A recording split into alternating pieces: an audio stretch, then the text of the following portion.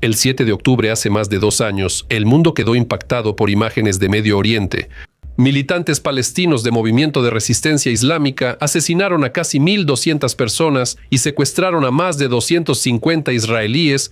Este atentado fue la mayor masacre de judíos desde el Holocausto y el mayor acto de terrorismo palestino en la historia en general, además de ser uno de los atentados más sangrientos de la historia. En represalia, las autoridades de Israel iniciaron una operación militar a gran escala contra los militantes de Movimiento de Resistencia Islámica atrincherados en la Franja de Gaza. Y no solo una operación, sino una verdadera guerra, de una magnitud que no se había visto desde las guerras árabe-israelíes del siglo XX.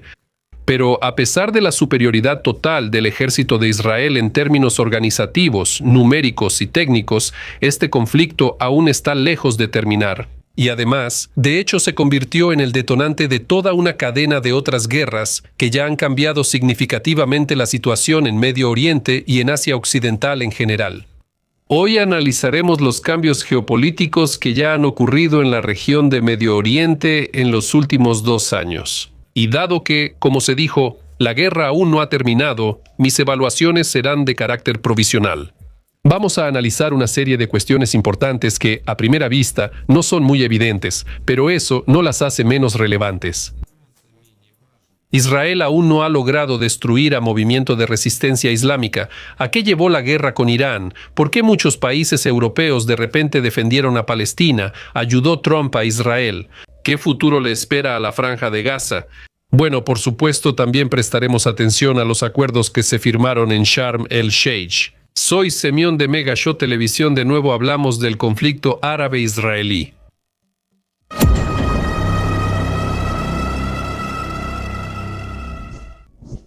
La guerra más larga. Continuación. Voy a empezar desde otro punto. Después del inicio de la invasión a gran escala de Rusia, muchos expertos y analistas ucranianos empezaron a decir que Ucrania está destinada a repetir el destino de Israel, que Ucrania debe convertirse en el segundo Israel. De lo contrario, no se podrá sobrevivir junto a un vecino tan agresivo y traicionero. En el espacio informativo, Israel se presentaba constantemente como el ejemplo ideal de un Estado moderno, de alta tecnología y al mismo tiempo democrático, un Estado democrático que está en guerra constante, pero que al mismo tiempo es mega exitoso, rico e incluso orientado socialmente. Sin embargo, al revisarlo, la idea de que Israel siempre está en guerra es más bien un lugar común. Un cliché. Al parecer, fue creado por personas que entienden de manera muy superficial la especificidad del conflicto en Medio Oriente. Israel ha estado casi 80 años en constante preparación para la guerra, aunque estas son de corta duración. La primera guerra árabe-israelí de 1948-1949, llamada Guerra de Independencia de Israel, duró poco más de un año. Además, una parte significativa de ese tiempo correspondió a treguas breves que se establecían para descansar un poco, reunir fuerzas y reagruparse. Todas las otras guerras duraron solo días. La Guerra de los 6 días de 1967 se ha convertido desde hace mucho en un clásico del arte militar, ya que demostró la posibilidad de alcanzar objetivos estratégicos con recursos extremadamente limitados y, lo más importante, en el menor tiempo posible. También fue ejemplo de planificación militar eficaz, gran preparación y profesionalismo tanto del mando como del personal del Ejército de Defensa de Israel. La Guerra de Yom Kippur, 6 años después, fue menos exitosa para Israel. Sin embargo, solo duró 20 días y hasta hace poco se consideraba la última guerra en la que Israel luchó contra estados. Los demás conflictos armados fueron principalmente operaciones antiterroristas contra la Organización para la Liberación de Palestina, Hezbollah, Hamas y otros grupos terroristas. Por lo general, duraban varias semanas, como mucho un par de meses. Así, durante casi toda la historia de Israel, se aplicó el principio básico de una guerra corta, pero una paz larga. Una victoria rápida sobre el enemigo garantizaba años, si no es que décadas, de relativa paz y oportunidades para un desarrollo pacífico. Israel normalmente aprovechaba este tiempo de estabilidad para fortalecer sus posiciones, modernizar y reequipar sus fuerzas armadas, así como para debilitar a sus enemigos por medios no militares. Un ejemplo de esto puede ser la eliminación del físico nuclear iraní Mohsen Fakhrizadeh en 2020. Así que ya es evidente a simple vista que la guerra actual es fundamentalmente diferente de todas las anteriores en Medio Oriente, principalmente por su duración. Como también escribió en El arte de la guerra hace 2500 años el destacado estratega chino Sun Tzu, si la guerra se prolonga, las armas se desgastan y el espíritu de los guerreros decae, es decir, una guerra larga inevitablemente lleva al cansancio, la desmoralización y la disminución de la motivación de los soldados. Las guerras largas implican altos costos en ejército, armas y transporte, debilitando la economía y causando problemas internos. No hay nada más que agregar aquí. Ahora extrapolemos todo esto a Israel. Es un país pequeño, del tamaño de la región de Leópolis, sin grandes recursos, y su economía depende casi totalmente del sector servicios. La OTAN es la primera en sufrir por los combates prolongados. Claro, detrás de Israel está un aliado poderoso, Estados Unidos, cuya ayuda ha permitido mitigar muchos problemas financieros. Pero lo que Estados Unidos no puede compensar son las pérdidas humanas, que lamentablemente aumentan cada día. Esa es la característica de todas las guerras prolongadas. Y este es el primer cambio tectónico que ya ha ocurrido en Medio Oriente y que solo continúa agravándose. Pérdidas de reputación. El segundo y más notable cambio es que, en los últimos 2 años, Israel ha sufrido pérdidas de reputación irreparables que, en esencia, han cambiado fundamentalmente la actitud hacia él de muchos de los principales países del mundo. Desde la proclamación del Estado de Israel, en Occidente se le trataba de manera amistosa y con simpatía, sobre todo en Estados Unidos. En gran medida, esta actitud se explicaba por el sentimiento de culpa que experimentaban las sociedades occidentales por las atrocidades cometidas durante el Holocausto. Y no solo los alemanes, sino también muchos otros pueblos europeos, entre los que había bastantes colaboradores, por ejemplo, noruegos, daneses, holandeses, belgas e incluso franceses e italianos. Cuando Israel obtenía victorias, las simpatías hacia él se justificaban porque era visto como un bastión de la civilización occidental en un mundo musulmán distinto. Y además, el factor de la Guerra Fría, cuando la Unión de Repúblicas Socialistas Soviéticas apoyaba a los árabes, sus aliados apostaban por Israel como el único contrapeso efectivo a la influencia soviética en esa región. Sin embargo, la guerra prolongada en la Franja de Gaza cambió radicalmente la opinión pública en Occidente, especialmente en Europa Occidental. Tras el atentado del 7 de octubre, la mayoría de europeos y estadounidenses apoyaba sinceramente a Israel. Sin embargo, el enorme número de víctimas entre la población civil palestina y, según los últimos datos de organizaciones internacionales, al menos 60.000 civiles han muerto como resultado de las acciones de Israel, provocó una crítica fuerte y generalizada en el mundo. La destrucción intencional de la infraestructura en Gaza empeora la grave crisis humanitaria. Estas actitudes de protesta son especialmente notables entre los migrantes de países del mundo islámico, por ejemplo, sirios en Alemania, libios en Italia o árabes argelinos en Francia. También se han producido cambios en las actitudes entre la juventud europea, especialmente entre aquellos que tenían ideas liberal progresistas y socialistas. Hubo un cambio de los principales argumentos, del derecho de Israel a defenderse a la necesidad de preservar la vida en la Franja de Gaza. En este contexto, el apoyo a los palestinos se está fortaleciendo y las acciones de Israel no solo están siendo criticadas, sino abiertamente condenadas a nivel gubernamental. Esto se refleja en protestas masivas, mayor sentimiento anti-israelí y antisemitismo desenfrenado. El momento clave de estos procesos fue el reconocimiento de Palestina como Estado independiente en Reino Unido, Francia, Canadá y Australia. De este modo, el número total de Estados miembros de la Organización de las Naciones Unidas que reconocen a Palestina alcanzó los 157 de 100, y aunque todos estos reconocimientos no tienen absolutamente ningún valor práctico, ya que Palestina no posee todas las características necesarias de un Estado. Sin embargo, estas decisiones se tomaron específicamente para molestar al máximo a Israel. Y como la cereza en el pastel, la emisión por parte de la Corte Penal Internacional de una orden de arresto contra el primer ministro de Israel, Benjamín Netanyahu, y el ministro de Defensa, Yoav Gallant, acusados de crímenes de guerra y crímenes de lesa humanidad cometidos en el territorio de la Franja de Gaza. Esta decisión es especialmente controversial considerando que un año antes se emitió una orden similar de arresto contra Vladimir Putin. Resulta que, de hecho, se puso un signo de igualdad entre el líder israelí y el Führer del Kremlin.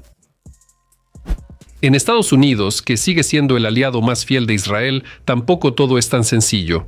Aunque internacionalmente su apoyo parece inquebrantable e Israel sigue recibiendo la tecnología y armas estadounidenses más modernas, en la sociedad estadounidense hay una profunda división. Los partidarios del Partido Demócrata, que tradicionalmente profesan valores liberal progresistas y globalistas, critican cada vez más a Israel por su respuesta desproporcionada hacia los árabes palestinos, abogan por un alto al fuego inmediato e incluso por la suspensión de la ayuda militar. En la primavera de 1924, estudiantes de todos los campus protestaron contra la operación militar de Israel y en apoyo a los palestinos.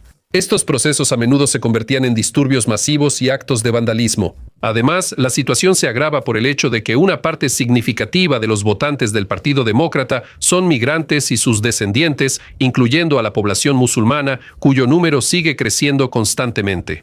De manera natural, estos sentimientos influyen en la postura de las élites árabes. Así, entre el círculo cercano de la ex vicepresidenta Kamala Harris, había varias personas que abiertamente simpatizaban con Palestina y los palestinos, por ejemplo, Greenberg Cole, David Seaton, Julie Rodríguez, Leila El Abed.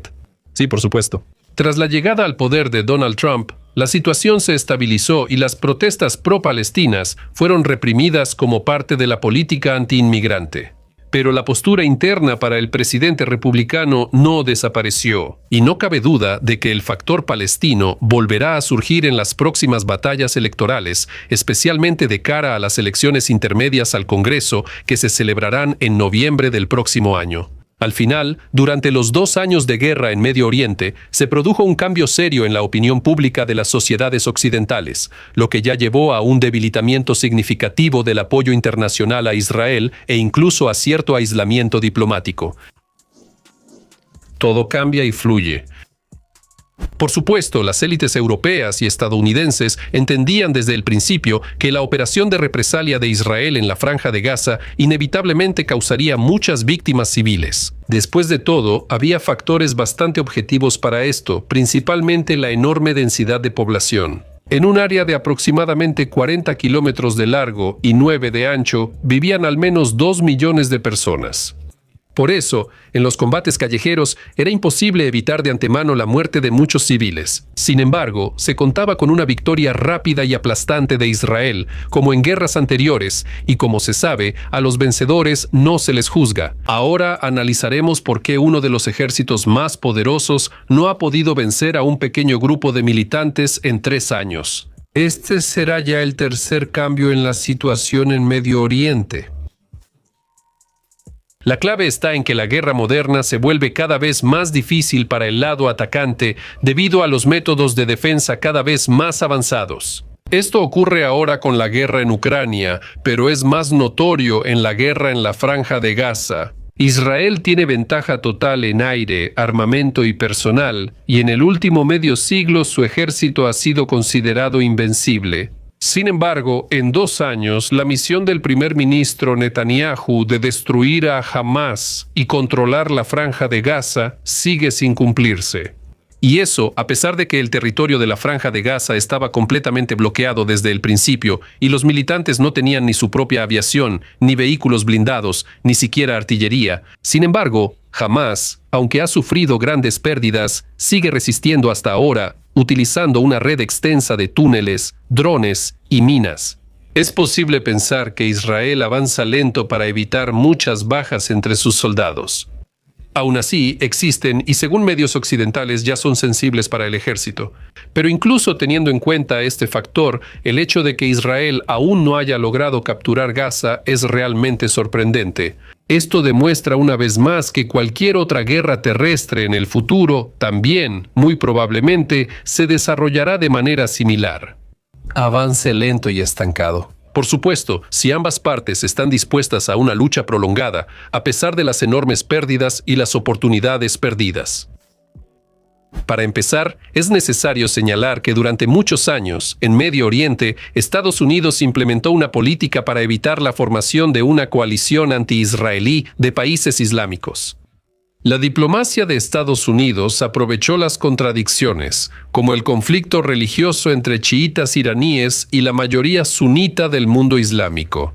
Las ambiciones imperiales de Erdogan chocaban con los intereses de las monarquías del Golfo Pérsico. Además, estas monarquías petroleras tenían contradicciones internas, frecuentemente por la competencia en los mercados energéticos, como entre Qatar y Arabia Saudita. De esta manera, se garantizaba la seguridad estratégica de Israel a nivel geopolítico. El punto culminante de estos Juegos Internacionales de Washington fueron los Acuerdos de Abraham, firmados a fines de 2020. Su conclusión fue el triunfo de los esfuerzos diplomáticos de Trump en su primer mandato, o más exactamente, de su secretario de Estado, Miguel Pompeo. Por ejemplo, Israel firmó tratados de paz y estableció relaciones diplomáticas con Emiratos Árabes Unidos, Bahrein y Marruecos. Este hecho fue un avance sumamente importante en el camino para superar el aislamiento diplomático de Israel en el mundo árabe, ya que antes de esto, solo 2 países musulmanes reconocían la independencia de Israel, Jordania y Egipto. Al llegar al poder, Biden continuó con esta política. Iniciaron los preparativos para un histórico acuerdo entre Israel y Arabia Saudita, el mayor estado árabe del mundo. Uno de los puntos clave del acuerdo era el concepto de 2 estados para 2 pueblos, que preveía la creación de una Palestina independiente. Quizás no de inmediato, pero al menos el plan no entusiasmaba mucho a las élites israelíes. Sin embargo, al menos no se oponían abiertamente a él, considerando razonable intercambiar su propia seguridad aquí y ahora por una forma política bastante abstracta en un futuro lejano. En general es un buen trato. Sin embargo, el ataque de Hamás el 7 de octubre de 2023 sepultó por completo estos proyectos prometedores. En Israel creció el apoyo a partidos ultraderechistas que pedían eliminar físicamente a Hamás, mientras que el respaldo a la coexistencia entre un Estado judío y uno árabe alcanzó su punto más bajo.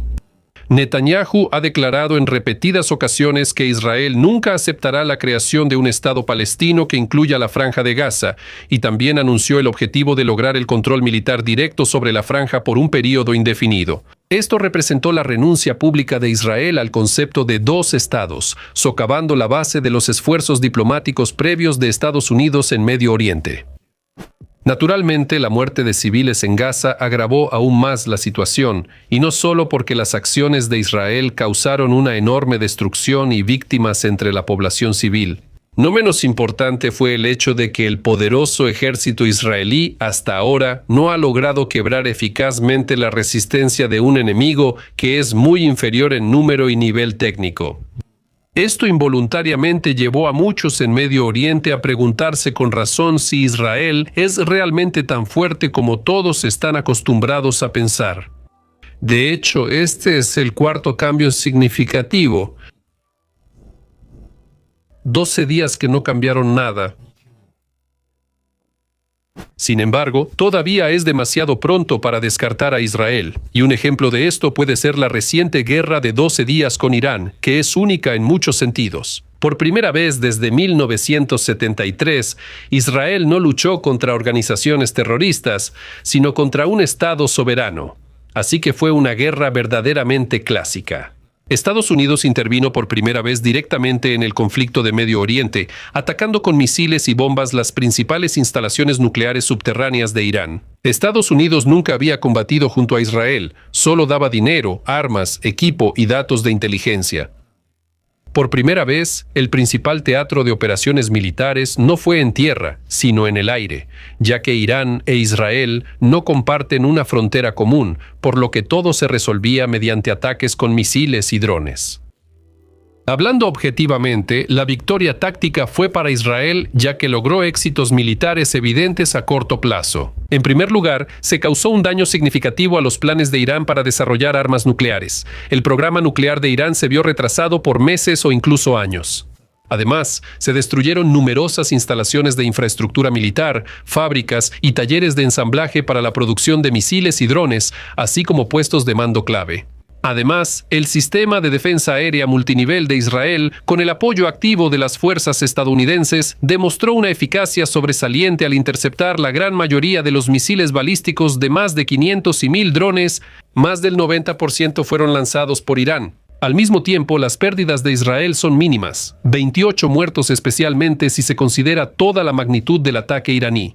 Sin embargo, aquí radica la paradoja de esta guerra. La victoria estratégica la obtuvo Irán, y no escucharon mal. Sí, precisamente Irán, no Israel. Porque el objetivo fundamental de Israel no se logró, y consistía nada más y nada menos que en derrocar el régimen político actual en Irán y reemplazarlo por uno más amistoso hacia Israel. Ni Netanyahu ni otros políticos de su grupo ocultaron que confiaban en la ira popular y el alzamiento de una población descontenta contra la dictadura islámica. Sin embargo, esto no sucedió. El régimen de los ayatolás demostró ser resistente e incluso no se tambaleó en lo más mínimo. Las numerosas víctimas civiles unieron más a la sociedad iraní y las personas peligrosas para las autoridades fueron reprimidas de inmediato. Tras el fin de las hostilidades, el líder supremo de Irán, Ayatollah Jamenei, proclamó la victoria sobre los sionistas y Estados Unidos, lo que aumentó notablemente el prestigio del régimen en el mundo islámico. En cuanto al daño al programa nuclear de Irán, aunque es considerable, definitivamente no es fatal. Según los datos de inteligencia, las reservas de uranio enriquecido sobrevivieron parcialmente, y el simple hecho del ataque de Israel solo motivó a Teherán a acelerar nuevos desarrollos nucleares. Al parecer, es solo cuestión de unos años para que Irán vuelva al nivel que tenía antes de la guerra. De esta manera, la victoria de Israel podría resultar pírrica, ya que los cambios geopolíticos a largo plazo juegan más bien a favor de Irán. Y si el nivel de cohesión y la capacidad de adaptarse se mantienen en el futuro, no está lejos el día en que el mundo tendrá un estado nuclear más. Eso sin duda es la peor pesadilla para cualquier israelí. Entonces, ¿qué fue lo que se firmó en Egipto? Y por último, hablemos de lo que se firmó el 13 de octubre en el mundialmente famoso resort egipcio de Sharm el-Sheikh. O mejor dicho, formulemos la pregunta, ¿funcionará realmente la paz según Trump? A primera vista, esta reunión organizada por iniciativa del presidente estadounidense parece bastante sólida y confiable. Además de Estados Unidos, 3 países musulmanes con gran influencia en la región, Egipto, Turquía y Qatar, actuaron como garantes del cumplimiento del acuerdo. Por cierto, este último es un aliado abierto y patrocinador de movimiento de resistencia islámica, pero el problema es que en la firma final del acuerdo de alto el fuego, en realidad faltaban las propias partes en conflicto. Los representantes del movimiento de resistencia islámica e Israel, aunque estuvieron presentes en las negociaciones, se negaron de manera demostrativa a firmar este acuerdo, lo que ya dice mucho, aunque en esencia ni siquiera había un acuerdo real. La cumbre en Sharm el-Sheikh se destacó por la firma de una declaración sobre la paz en Gaza, una declaración, no un acuerdo. Una declaración. Esto no es más que una declaración de intenciones sobre sus planes, y no sobre compromisos concretos asumidos ni plazos para su cumplimiento. Así que el papel firmado en Egipto parece bastante poco serio, y la ausencia de compromisos directos por parte de las partes en conflicto hace que este documento sea extremadamente vulnerable a cambios políticos internos y revisionismo. La declaración de Netanyahu muestra que el ejército israelí seguirá en Gaza hasta desarmar por completo a Hamás. Estas declaraciones muestran que aún hay diferencias claves sobre el futuro de la Franja de Gaza tras la guerra. Este acuerdo, salvo protocolos secretos, solo abarca el alto al fuego y el intercambio de prisioneros entre Israel y Hamás. Pero deja de lado la cuestión más difícil, el futuro político de la Franja de Gaza y de la estatalidad palestina en general, sin un plan claro para la administración de Gaza, la reconstrucción de la infraestructura y, lo más importante, sin un consenso internacional sobre el estatus legal de Palestina. Cualquier alto al fuego será solo una pausa temporal, especialmente porque Hamás ha conservado su poder militar, los combatientes no han sido desarmados y sus líderes declaran públicamente que se trata de una pausa táctica, no de un reconocimiento de la derrota. La cumbre también demostró la persistencia de profundas contradicciones regionales. La negativa de Netanyahu a asistir, los rumores sobre la amenaza del presidente de Turquía, Erdogan, de boicotear la reunión en caso de su presencia, así como la falta de claridad respecto a otros actores regionales como Irán, Hezbollah, los hutíes de Yemen y así sucesivamente. Se enfatiza que los acuerdos del 13 de octubre son solo un arreglo local sobre Gaza y no un pacto de paz integral para todo el Medio Oriente. Las amenazas de seguridad por la confrontación entre Irán e Israel y la inestabilidad en Líbano y Siria siguen impactando la región. De hecho, este acuerdo en Egipto se convirtió en una campaña de relaciones públicas personal de Donald Trump, destinada a posicionarlo como un pacificador. Si este alto el fuego dura al menos unos años, entonces se podrá afirmar que el acuerdo fue como un analgésico que alivió temporalmente el agudo síndrome de la guerra en Gaza, pero de ninguna manera curó la enfermedad crónica del conflicto árabe-israelí. Porque toda la historia previa de Medio Oriente nos enseña que una paz confiable y duradera no es solo un documento firmado, sino un proceso interminable de voluntad política y búsqueda de compromisos mutuos. Y mientras esa voluntad no se vuelva dominante, la región simplemente está condenada a una serie de treguas, tras las cuales inevitablemente sigue una nueva tormenta. Adiós a todos.